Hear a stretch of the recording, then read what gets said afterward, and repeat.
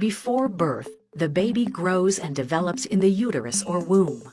The birthing process begins with regular contractions of the uterus and dilation or opening of the cervix, the narrow opening where the uterus joins the vagina.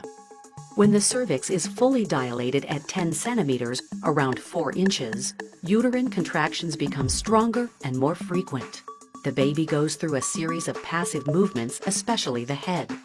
Birth stations indicate how low the baby's head can be felt in the mother's pelvis.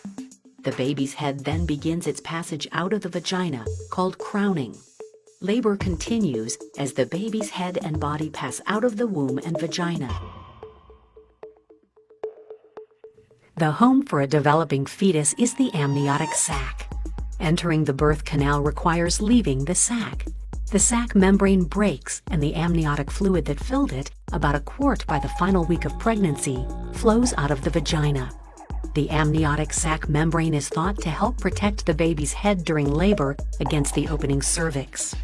Sometimes the sac membrane breaks naturally when a woman's so-called water breaks, and sometimes the sac is ruptured by the birth attendant. During childbirth, an incision may be made in the perineum, the diamond-shaped area that includes the vagina and rectum. This incision, called an episiotomy, used to be routine for vaginal delivery, particularly a first delivery. The incision was thought to reduce potential damage from a natural tear, while making repair easier and speeding delivery. An episiotomy is no longer a routine part of childbirth in the United States and is usually done on a case-by-case basis.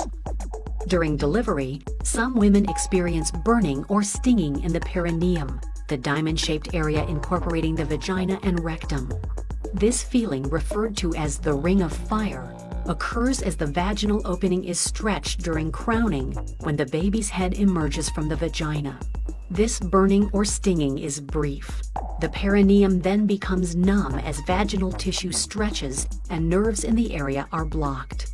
When a woman experiences the ring of fire, she is often advised to stop pushing and focus instead on deep breathing and relaxing the perineal area. There are different ways to manage pain during labor. One method is a local anesthetic called epidural anesthesia.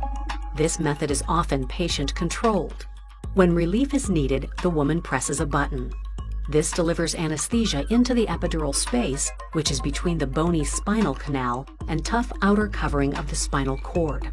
Sometimes the woman can also move around, a so-called walking epidural. Another option, called a spinal epidural, delivers a spinal block and epidural in a single injection. This option can be used far along in labor.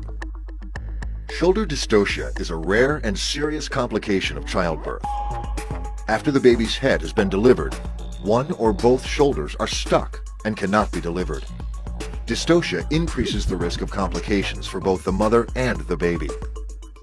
Multiple maneuvers are employed to resolve the problem.